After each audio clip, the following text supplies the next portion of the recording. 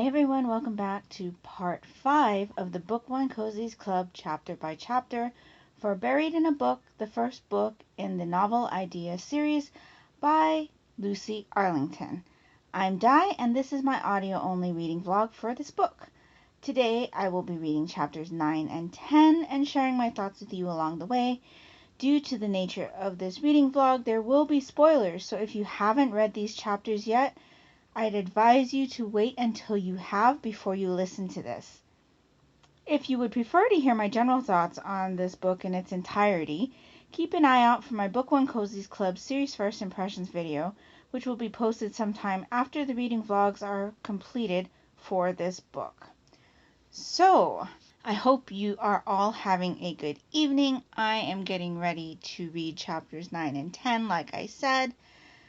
I'm really interested to see what's going on with Trey and how the whole thing with the vandalism is going to play out. And yeah, so let me dig into chapters 9 and 10 and I will check in with you later.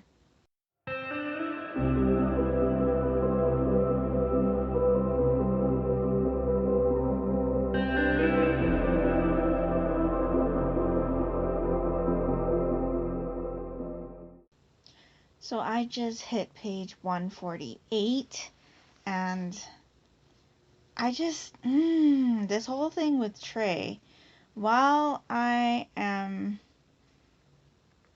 glad that he is taking initiative and doing work and pursuing something that he really believes in, or at least believes he believes in right now, I don't think that he handled that whole situation well at all. I wondered why Lila didn't try to call him when they realized that he wasn't around. Like, I went back and I read through some of chapter 8, I think, to see if there was even mention that she tried to call his cell phone and he wasn't answering, but there was none of that. So I thought, well, maybe he didn't have a cell phone, but it's obvious in chapter 9 that he does have a cell phone.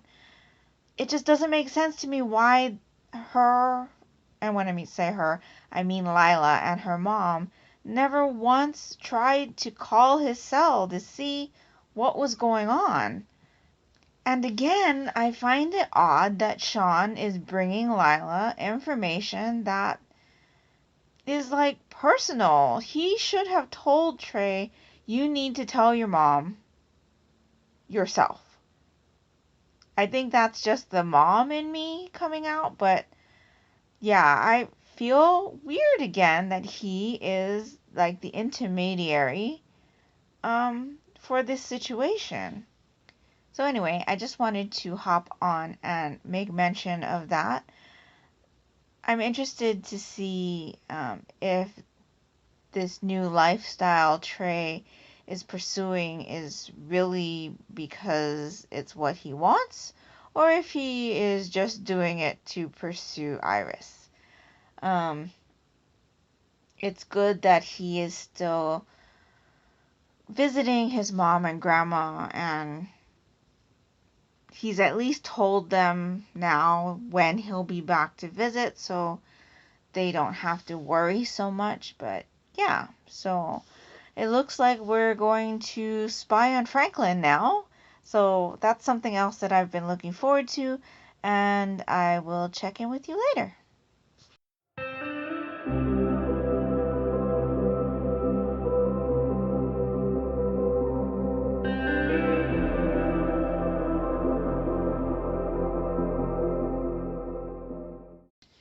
Okay, so I just finished chapter 10, and I am glad to know that Franklin wasn't the killer. I never expected that he would be, but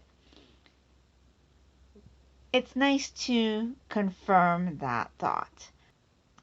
This whole thing regarding Sue Ann, I kind of pieced together everything that we know right now at the end of chapter 10. as soon as the information was given about um, Marlette and his previous occupation and what happened with that. And so none of this revelation at the end of chapter 10 was surprising to me. I also had an inkling that Sue-Ann was the person mentioned. I don't know. As soon as we were given the name Sue-Ann a few chapters ago, I immediately went back to check what the romance agent's name was from the Novel Idea Agency. I don't know what made me do that, but I automatically thought that Sue-Ann was her. Um, yeah, so I guess my intuition was good on this one. So I'm really interested to see how this is all going to play out. And I'm looking forward to tomorrow's chapters. So that's pretty much all I think I have to say about these chapters. I take that back. Jude! Ah, I'm seeing a love triangle. I don't know. I don't know if we can call it a love triangle yet because she kind of dated Sean, or she's kind of dating Sean, but things seem to be moving faster with Jude, even though they haven't been out on a date yet. And I don't know if that's just Jude's nature or what, but I'm not too happy with how things are playing out with that. I really, really hope we're not seeing the start of a love triangle because that's just gonna put a damper on things for me. But anyway, that's pretty much all I have to say about these two chapters. Let me know in the comments below what you thought of these two chapters and if you made the connection regarding Sue-Ann and how early you made that connection. I'd really love to know. So that's all I've got for you tonight. I will be back with you again tomorrow to discuss chapters 11 and 12. Have a great evening, and I will talk to you tomorrow. Take care, and smile always. Bye.